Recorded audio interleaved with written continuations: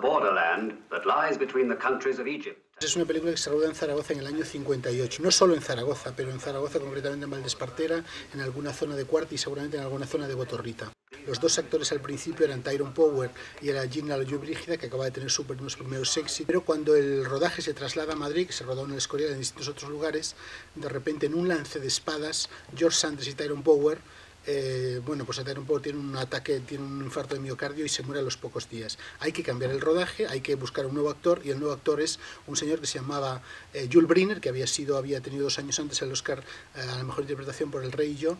La vinculación con Zaragoza es clarísima, se rodó en Valdespartera, donde se rueda una famosísima escena de militar, de batallas, con 2000 personas, muchos del ejército, gente de la policía, jóvenes soldados.